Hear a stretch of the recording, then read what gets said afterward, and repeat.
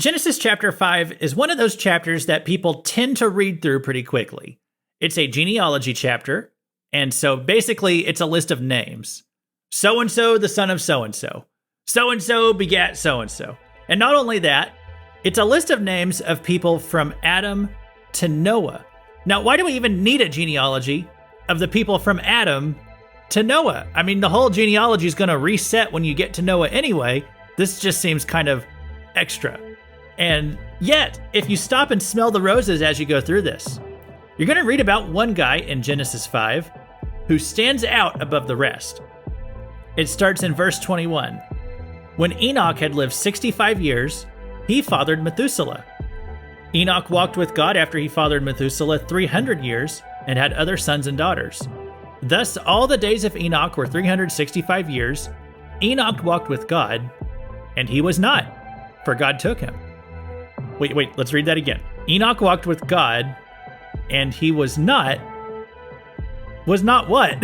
It's a weird sentence, right? It said Enoch walked with God, and he was not, for God took him. What is going on in this verse? I find it to be weird, and I'd like to explore why it's in the Bible. So turn to Genesis 5, and let's get weird.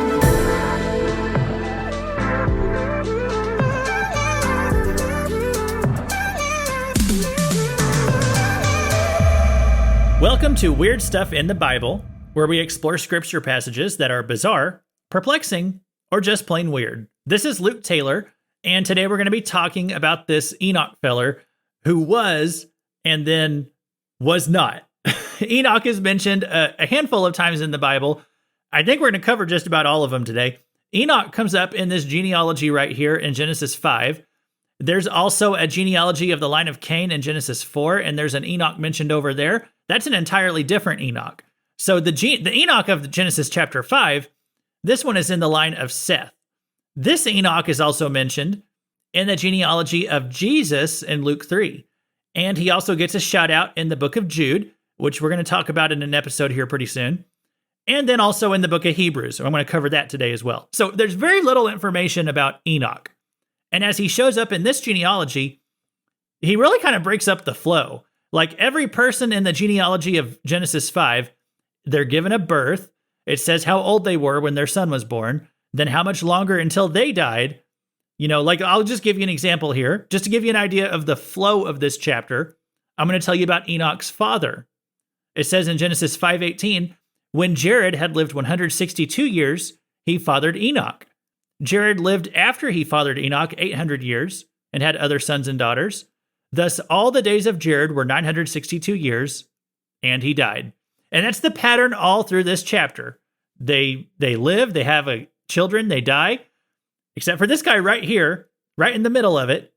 His name is Enoch. Enoch is not given a date that he died. Instead, it says this: when Enoch had lived 65 years, he fathered Methuselah. Enoch walked with God after he fathered Methuselah 300 years and had other sons and daughters. Not a whole lot of info about Enoch's lifestyle. He has a kid at 65, named him Methuselah, lived another 300 years, had some more kids during that time. And for those of us who are mathematically challenged, then verse 23 comes along. It tells us how old Enoch was when it happened. It says in verse 23, thus all the days of Enoch were 365 years. Kind of an interesting number, because it's how many days there are in a year. And then Enoch is not given a death announcement. Instead, it says, Enoch walked with God, and he was not, for God took him. So Enoch was, and then he wasn't. Okay, that's the English Standard Version right there. Maybe it's missing a word in the English Standard, right? But let's go check over in the King Jimmy version. Let's see what it says.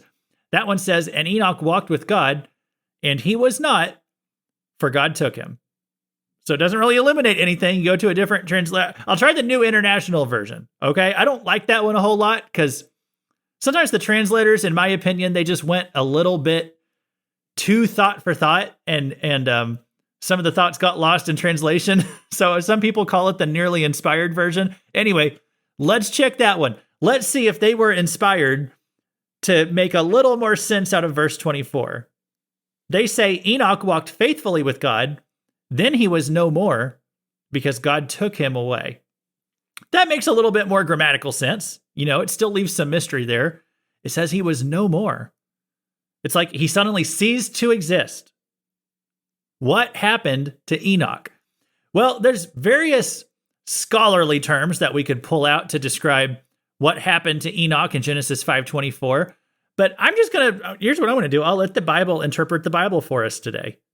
Let's just go, we're going to go back to English Standard Version now, but let's look at what Hebrews 11:5 says. Because as I said before, Enoch gets a little bit of a mention here in the book of Hebrews.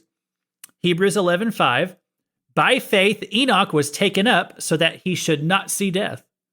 And he was not found because God had taken him. Now before he was taken, he was commended as having pleased God. Well, this one right here, it just cuts away all the speculation. Enoch was taken to heaven without dying. One day, when Enoch was 365 years old, God just took him right on up into heaven. Now, what was so special about Enoch that he just got to go straight up into heaven? Well, we are told very few details about Enoch in the Bible, but I got 5 or 6 reasons here I want to go through that I think these are all reasons Enoch was taken to heaven and never experienced death. So number 1, Enoch had significant faith. There's lots of people in the Bible who had faith.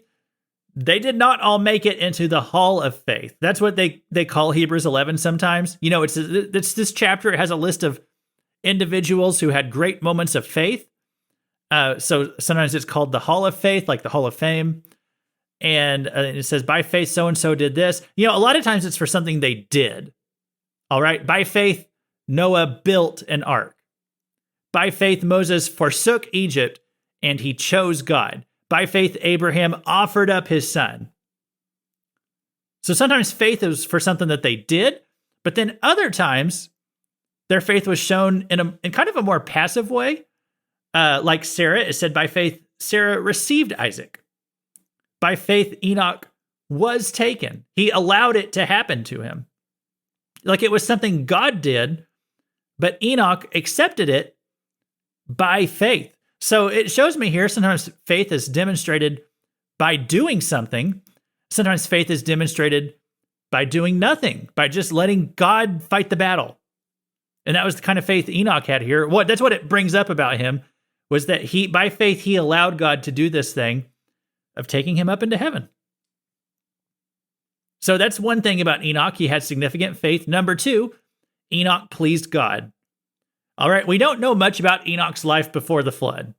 Not a whole lot. I mean, we know he walked with God. It said that. We're going to talk more about that in a moment.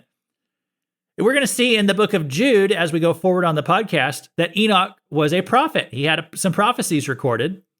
And so we'll study how Enoch actually wrote a book that is not even included in your Bible. And yet many Bible writers were familiar with him and believed in his book. So whatever Enoch was doing, it was something that pleased God. And that's what Hebrews tells us. Genesis also tells us that he walked with God. So let's talk about that. What does it mean to walk with God? I have a few ideas on that. Number 3, Enoch was near to God. And I say that because if you're walking with someone, if you visualize that, you are side by side, okay? That's what the metaphor here gives you the visual picture of. 2 people walking side by side. And so Enoch was near to God. Wouldn't it be great to get to heaven someday and just to have God say to you, you were walking side by side with me? I just always think when I get to heaven, I don't want it to be like this formal introduction with God as if it's like the first time we've ever met. I don't want that. I want to embrace God when I get to heaven like I'm meeting an old friend. So that means that relationship with God, it doesn't start when you get to heaven. I mean, you start it here on earth. I used to try to pray 30 minutes a day, and that was just like this goal I'd always set in my head. And when I would do that, I would just basically do it all in one spurt. I just find a block of time and pray for 30 minutes. And this is what I found though, when I made that my goal, like just a certain number of minutes, what I would generally do is I would try to pray, I would pray for that 30 minutes, but then I'd be kind of like, okay, I did it. And then the rest of the day, I didn't talk to God a whole lot. And then after I did that for a while, I felt like God was telling me that I wasn't really having a walk with him anymore. I was having a 100-yard dash with him. Basically I'd have this little sprint with God, and then I was done with him for the day. And I came to realize that when you walk with God, it's more like what I think it was Paul who talked about praying without ceasing. I think that's more of what it's talking about when we walk with God. It's just a frequent communication with God throughout your day. It's not about hitting a certain number of minutes in one part of your day. It's about checking in with God throughout your day. And I think that's how you get that nearness to God, like what Enoch had. So number 3, Enoch was near to God. Number 4, Enoch was in agreement with God. How long would you walk with someone if you disagreed with them? If you couldn't get along with them? Not very long, right? Probably not for 300 years. Amos chapter 3 has this great verse that says, "Can two walk together unless they are agreed?" So the fact that Enoch and God walked together for so long, it meant that they were in agreement. Now, I'm not sure if you've noticed this about God. God is often right. God usually wins the argument. If you and God are not in agreement on something, I probably don't need to flip a coin to figure out who's right. And so what this shows me about Enoch is that when Enoch and God had any kind of disagreement, this tells me Enoch was willing to change, and he was willing to agree with God pretty quickly. Number 5, Enoch was going places with God. Why do I say that? Well, because the text didn't say he was sitting with God. He wasn't on the couch with God. His life had some kind of direction. We don't know what it was, but it must have been something busy. He was about his Father's business until he finished his assignment on earth. And so my advice to everyone listening, if you feel a little bit distant from God today, take a walk. Just take a walk with God. Just try it. And hey, we're in springtime now. It's nice weather outside. Take a walk with God each day. Just see what that does for your spiritual life. Just give it a chance. Okay? So right there's 5 things that we can observe from just a few verses here about Enoch. Okay? We're not told a whole lot, but there's some things we can draw out of the text there if we really just kind of think about it logically. And here's a 6th one, and this one's kind of a teaser for next time. Enoch was spared from the coming judgment. That's one reason he was removed from the earth. It's that by the time of the flood, the Nephilim had been filling the earth. It was so wicked. Humanity was only interested in doing evil all the time. God was going to have to flood the entire planet just to wash away all the wickedness. And Enoch was spared from that. So he didn't have to deal with it. He was taken out before God's judgment fell. He was taken to heaven without dying. This is also known as a rapture in the Bible. And I know whenever I use that word, a bunch of people's antennas just went up. Okay, the red flags just went up, right? I'm one of those crazy rapture people. There's going to be pandemonium in the streets now that I've said that word. But listen, hear me out on this. If you come back next time, I want to make the case for you that Enoch was the first rapture in the Bible. And he is far from the last. So next time on this podcast, we're going to talk about that. I hope you're subscribed so that you can get that episode. And in the meantime, if you could leave a 5-star review if you're listening on Apple or whatever you use to like the podcast on whatever platform you're listening to, I would appreciate that. So if you're listening today and you're like, wait, we were going through the book of Jude and we were about to get into verses 12 and 13, and we kind of skipped ahead to the Enoch stuff. If you're kind of confused about all this, I'll just say, as I studied 12 and 13, I just didn't feel like they fit the format of this podcast super well. But I didn't want to skip over them entirely. There are some great verses. Jude 12 and 13 are amazing. And so I am actually still going to cover them. I'm going to do it over on my other podcast. It's called Cross References. And this coming Monday, I'm just going to take a week on that one and we're We're just going to talk about Jude 12 and 13 and dig into, it's got a lot of cross-references. So it really fits the format of that podcast over there better. And so if you're like, hey, I want to hear some more Jude, like I don't want to skip anything in Jude, go give it a listen on the Cross References podcast next week. And if you're here for the weird stuff and you're ready for some more Enoch, then come back here next week and we'll keep digging into what was going on with Mr. Enoch. We'll be talking about Enoch for a few weeks, actually, because he's got a lot of strange things going on. And so as we close down today, let's just recap. Enoch was, and then he wasn't. What does that mean? He was there, and suddenly Enoch wasn't there anymore. Well, as we read in Hebrews, Enoch was taken to heaven without dying. And we've kind of outlined 6 reasons today of why Enoch was taken to heaven without dying. 1, Enoch had significant faith. He shows up in the Hebrews 11 Hall of Faith. 2, Enoch pleased God. That's something else that we learn in Hebrews 11. And then in Genesis 5, we read that Enoch walked with God. So what does this mean? Well, number 3, Enoch was near to God. 4, Enoch was in agreement with God. 5, Enoch was going places with God. And if we go on to Genesis 6, we're going to find a 6th reason that Enoch was taken. 6, Enoch was spared the coming judgment. And so far today, we've covered what the Bible means when it says Enoch walked with God and he was not, for God took him. We've covered what that means, and I've also given you 6 reasons why it happened. And I will give you a 7th one today. Number 7, Enoch was weird. Now, why do I say Enoch was weird? Well, I can't prove this, but I feel pretty certain about something. I think Enoch was taken up to heaven because there was nothing in this world that he cared about more than he cared about God.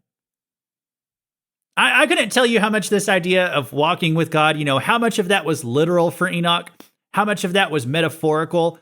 I'm not really sure, but to be honest, here's what I do know. At some point on one of their walks, God must have said, Enoch, do you want to just go on up with me up into heaven? And Enoch replied, there's nothing else I would rather do. And that was the truth. And that's why Enoch could go. And I just want you to put yourself in his shoes for a moment. What if God had asked you that question? Would you be ready to go if God called you on home right now? Would you protest? Would you say, but God, I need to do this, or so-and-so needs me, but. I just want to say something challenging as we close down on this. This is kind of a short episode today, but it's something that I'm wrestling with this in my own life. Would I be ready to go if God asked me? Or would I be making excuses? Would I be saying, but God, this, I got to do this, I got to do that? Your buts are things that are more important to you than God. And they might be really important buts. But you're supposed to love God with no buts. Jesus said this in Luke 9, if anyone would come after me, let him deny himself and take up his cross daily and follow me. And later he said, no one who puts his hand to the plow and looks back is fit for the kingdom of God. Now, those are hard words. And those are heavy words. Those are challenging words. And those are words from Jesus himself. You are supposed to love God so much that if he offered you the chance to just go right on up into heaven right now, you'd be ready to drop whatever's in your hands and go with him. And if that sounds weird, I hope you're a little bit more weird today too. Thanks for listening. God bless you for sticking around till the end, and we'll see you next time.